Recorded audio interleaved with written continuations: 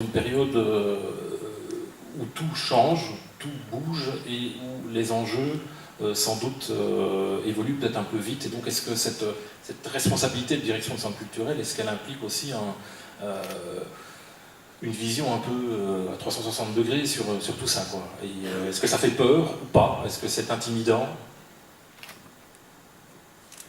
Je ne suis pas certaine que ça soit davantage aujourd'hui qu'hier. Je pense que depuis toujours, ce que les centres culturels, les directions et les équipes doivent traverser est une vision à 360 degrés, aujourd'hui comme hier. Je ne pense pas qu'il y a vraiment de différence. Par contre, je pense que les planètes sont un petit peu alignées. Vous parliez du nouveau décret des bibliothèques, le nouveau décret des centres culturels, les mutations du monde qui sont en cours. Et donc, moi, mon sentiment, c'est que tout est là pour réussir ce merveilleux pari. On parlait du centre culturel comme outil de démocratie. Je pense qu'on a tous les ingrédients pour réussir. Et puis surtout, on a des équipes incroyables. Moi, c'est ça qui m'a saisi quand je suis arrivée. Je viens de chez Smart. En fait, j'ai travaillé pendant 5 ans à la Société Mutuelle pour Artistes. J'ai travaillé à la RTBF aussi, dans le service public. J'ai fait un passage à Wolu Culture. Et donc, quand je suis arrivée à la vénerie, j'avais pas vraiment d'attente. Par contre, je rentrais tous les soirs chez moi et je disais à mon amoureux, ils sont incroyables, vraiment, quoi.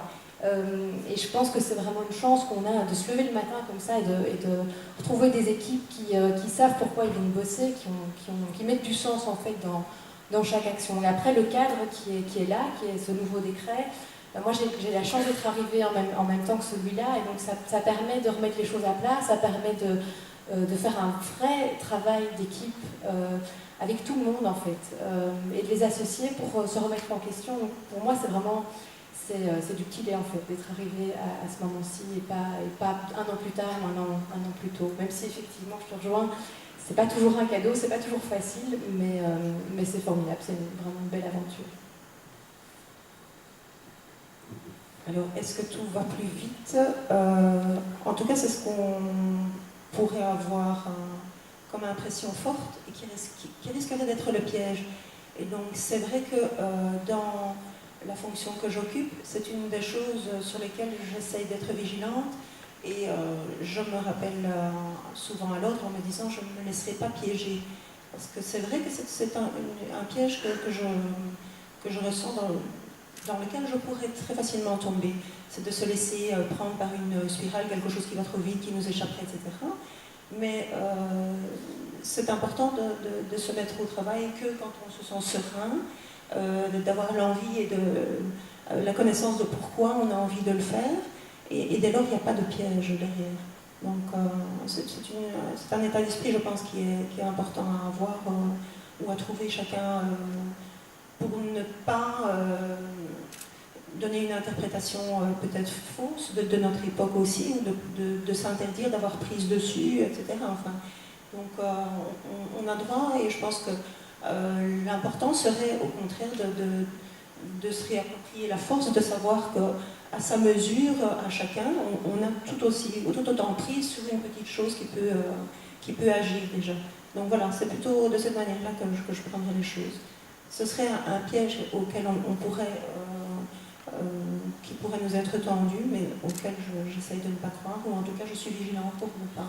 Il y a une équipe aussi assez fournie chez toi? Nous sommes 8. Ah oui. Oui. Voilà. Évidemment. Oui, période charnière. Oui, complètement. Complètement parce qu'on vit une révolution numérique qui, par définition, est sans précédent. On vit depuis une trentaine d'années une montée en puissance des industries créatives et des médias. Et tout ça oblige à reconsidérer le monde culturel avec les codes et les expressions d'aujourd'hui. Ça chamboule terriblement le secteur artistique. La frontière entre les cultures populaires dignes et les cultures de masse avilissantes est beaucoup plus confuse que ça. Ça oblige de reconsidérer le secteur, le secteur socio-culturel, quand on voit la montée, pour prendre des exemples assez bateaux, mais la montée en puissance du numérique, des smartphones chez les jeunes. Je ne sais pas qui connaissait parmi vous Vargas 93 qui a provoqué une quasi-émeute, une émeute à Bruxelles, mais Je ne pense pas qu'on soit beaucoup à ne serait-ce qu'envisager et savoir que tout ça existe. Donc montée en puissance de tout ça qui oblige à reconsidérer notre métier et le secteur culturel dans son ensemble.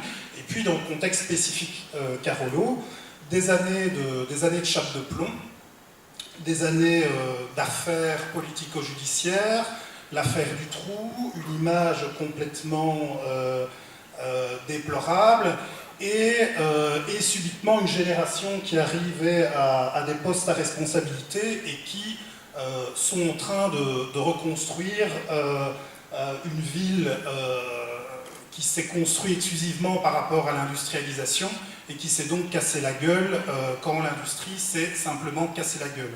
Voilà pourquoi aussi la montée de cette économie de service, de cette économie créative et du développement du tourisme et d'une offre culturelle de qualité, mais paraît dans le contexte Carolo l'outil le plus adéquat de reconstruction, à la fois économique, mais aussi évidemment symbolique en termes de représentation que les Carolos peuvent avoir d'eux-mêmes, de leur ville et du futur.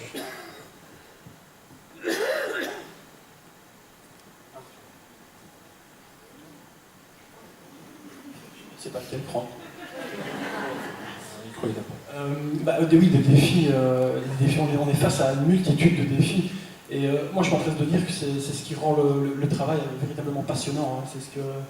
C'est ce que j'adore faire, en fait, me dire qu'est-ce qu'il y a à faire aujourd'hui, cette année, ces mois-ci, avec les équipes. C'est important, tu t'en as parlé. On est très très loin d'être seul. On est entouré par des collègues, par des équipes. C'est vraiment une force.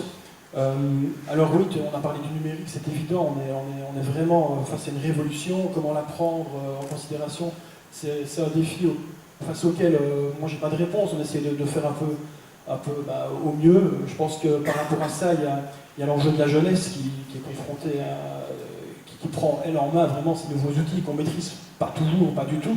Donc il y a un énorme boulot à faire, je pense, de travail avec les jeunes. Après, des défis au niveau plus local, plus guisonné, on est sur un territoire qui, si vous ne le connaissez pas, vous connaissez sans doute Verviers. Verviers, disons, c'est la même chose. En gros, c'est juste que c'est un peu plus petit, c'est 15 000 habitants au lieu de 55 000, 60 000. Et c'est 25% de taux de chômage, c'est une personne sur 5 en dessous du seuil de pauvreté, c'est 10% de personnes étrangères et un peu plus encore d'origine étrangère. Donc on est face à une population en situation de précarité pour la plupart. Et voilà, c'est un défi aussi à prendre à bras le corps. Comment arriver à mobiliser, à faire de l'action culturelle avec cette population, c'est ce qu'on essaie de faire tous les deux.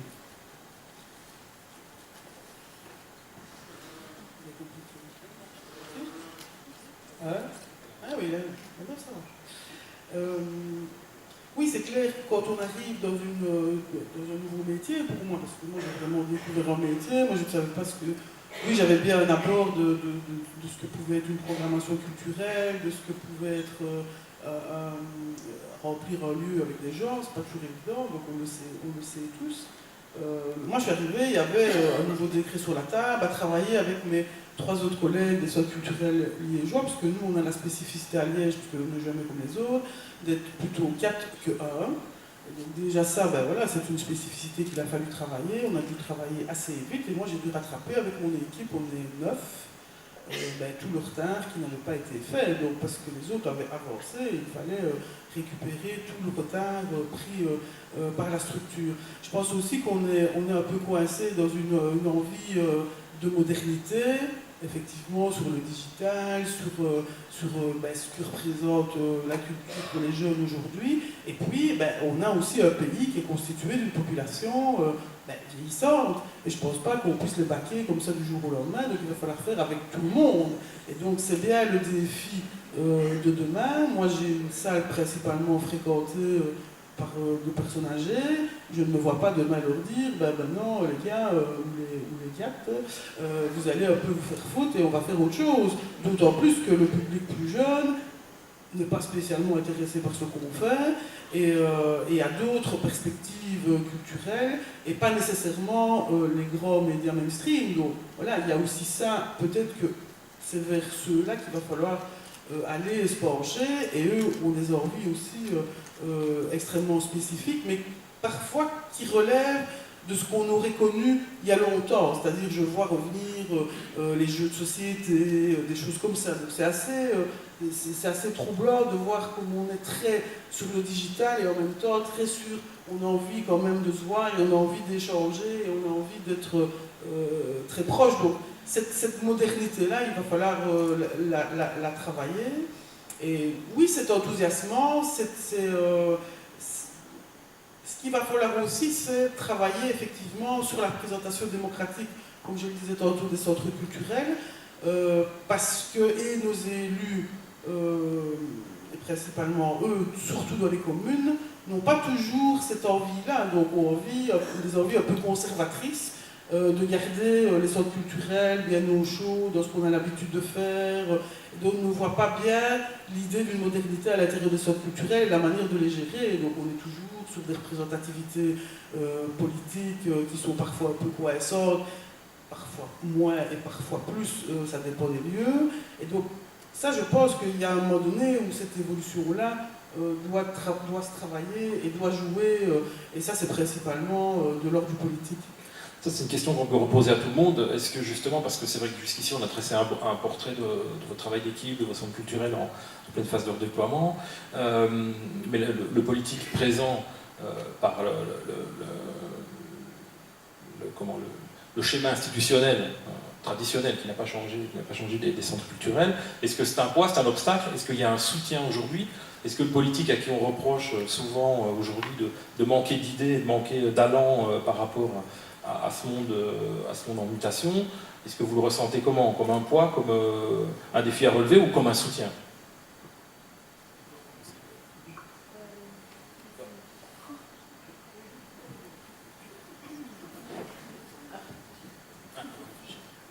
Elle va réfléchir. Fabrice, vas-y. Oui. Dans le contexte Carolo, donc comme un soutien total. Notre bourgmestre Paul Magnette ayant été plutôt l'incarnation d'une dynamique de fond plutôt qu'un homme providentiel qui a tout changé. Lui le répète en permanence, il n'est pas un homme providentiel et il considère la culture, vu qu'il a pris aussi la culture dans ses attributions, il considère plutôt son rôle de créer un écosystème favorable, de soutenir les initiatives plutôt que d'arriver avec des projets descendants qui viendraient être plaqués du dessus pour des gens qui n'ont pas demandé ça. Il faut d'ailleurs se méfier de ces modèles politiques où on attend comme ça une culture d'État qui viendrait impulser des projets trop du dessus.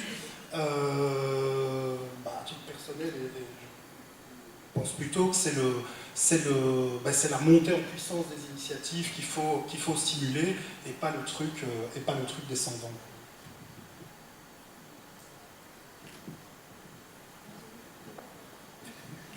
C'est une question de piège. Mais elle est complexe. Pas de tabou, pas de tabou. Non, c'est pas une question de tabou. Je trouve qu'il faut être très nuancé. Et personnellement, j'ai été très vite confrontée à des questions autour de cette gouvernance des centres culturels et de ce fonctionnement. Et je suis très heureuse de participer à une formation qui est mise en place par la CC, je crois que c'est au mois de février, parce que ça pose question en effet, et ça pose débat au sein des équipes de la place du politique. Alors moi j'ai beaucoup de chance, j'ai personne au sein de mon conseil d'administration qui effectivement nous dit ce qu'il faut faire, comment il faut le faire, même s'ils ont leur avis là-dessus. On sait aussi que c'est fragile, que c'est pas un acquis, et que ça peut évidemment dépendre de la présidence et du politique mis en place. Après, j'ai des personnes qui gentiment viennent me taper dans le dos en me disant que ce serait quand même bien de programmer de l'humour et de divertir davantage nos publics, mais ça s'arrête là. Enfin, je veux dire, c'est pas contraignant, il n'y a pas de pression en tant que telle, mais c'est une vraie question de fond à laquelle je ne me risque pas trop. C'est pas une question de tabou, c'est parce que je me sens encore fort jeune dans mon expérience en tant que directrice de centre culturel pour avoir un véritable avis là-dessus. Alors le politique, il est double chez nous puisque nous sommes un centre culturel sur 2 villes. Et donc la première des choses est sur le même plan que le travail a dû se lancer à mon arrivée à la fois avec l'équipe mais également avec chacune des communes. Et le pli qui a été pris est de l'ouverture et de la discussion avec eux sur l'historique de ce centre culturel, de comment il a vécu sur leurs 2 communes et comment construire sur ce passé, puisque un passé qui peut être assez lourd aussi, et comment le renégocier ensemble, déjà d'un point de vue financier. Et donc, dès mon arrivée, il était verbalisé et stipulé clairement qu'il souhaitait soutenir le centre culturel, mais ce n'était qu'un avis sans poser des décisions claires sur le futur du centre culturel et comment eux, à notre côté. Depuis lors, on a eu donc de nombreuses discussions, de nombreux échanges avec ces 2 communes. Et ce qui importe pour elles 2, c'est avant tout qu'il y ait équité, à la fois dans leurs investissements, qu'ils soient matériels en équipement ou financiers, en personnel également, mais équité par rapport à la visibilité de ce qui est fait sur chacune des communes, sur la réalité de l'action de notre travail sur chacune des 2 communes, et ensuite sur une équité par rapport à comment résoudre le passé de ce centre culturel par rapport à chacune de ces 2 communes, puisqu'il y avait un déséquilibre dans la manière dont le centre culturel a été soutenu par l'une ville ou l'autre de manière différente. Et dès lors que le discours a été engagé avec eux de manière claire, en remettant tout cela à plat sur la table, leur position a été soutenante et elle a été confirmée hier en tout cas par un rendez-vous avec l'échevin culturel d'une de ces 2 communes qui pose à présent les engagements clairs de sa commune avec l'attente de la 2e commune de garantir déjà tous ces soutiens financiers, entre autres en matériel, etc., à équivalence avec cette première commune. Donc c'est déjà tout un travail stratégique qui a dû être fait pour parvenir à ce résultat. Donc on a déjà ici toute possibilité de pouvoir envisager l'avenir aussi. Il faut savoir que ce travail-là, je ne suis arrivée à ce résultat-là de soutien de ces 2 communes que parce que je me suis engagée auprès de chacune dans leurs instances politiques, en participant à leur CLDR, de réflexion avec les citoyens sur et le culturel dans notre commune, comment est-ce que les villageois envisageaient leur futur, de comment arriver à rapprocher le tourisme de ce culturel, de cet aspect commercial qui est plus fort dans une des villes, alors que l'autre est plus rural. Et donc cet investissement-là a fait que j'ai pu exprimer comment le centre culturel pouvait trouver sa place. J'ai pu entendre les aspirations qui sont celles de ces villes. Et donc tout ce travail de réflexion a déjà été construit en aval pour déjà se comprendre et présager déjà de ce futur aussi, mais surtout faire comprendre qu'il y a l'investissement de notre part en tant que centre culturel, d'être présent avec les partenaires chaque fois qu'ils sont aussi en réflexion dans leurs associations, dans leurs comités, etc. Et donc ce travail de reconquête du territoire se fait par le biais de ces communes, mais par le biais de leurs acteurs de territoire également, et porte ses fruits. Donc c'est enthousiasmant en tout cas. Tout à fait. Jérôme, donc, sur cette question du rapport aux politiques et de soutien éventuel, on peut en attendre ou pas? À mon échelle, il faut bien reconnaître que c'est pas toujours facile. On ne se sent pas toujours reconnu, en tout cas on remarque que la perception qu'a le politique de l'action dans le centre culturel n'est pas la bonne, et qu'on ne nous voit pas comme véritablement pouvant participer au développement de la commune au sens large. Maintenant voilà, je pense que c'est parce qu'on a aussi tendance souvent à vouloir avoir de nouveaux projets, à se montrer proactif, dynamique, et ça peut essouffler aussi le politique qui pense qu'il y a d'autres échéances, d'autres enjeux en tête. Mais donc voilà, d'une manière générale, on fait quand même un travail relativement de concert. On n'est pas trop ennuyé en fait, de manière générale, donc on ne va pas trop se plaindre. Mais là où par contre je sens qu'il y a une cristallisation des craintes, un peu parfois du politique, c'est quand on va sur le terrain de la citoyenneté. En tant que centre culturel, on le fait, on en a parlé, c'est fort d'actualité. Là, le politique ne perçoit pas toujours pourquoi on le fait. Il a tendance à vouloir s'approprier ça. Et là, il y a parfois des... C'était justement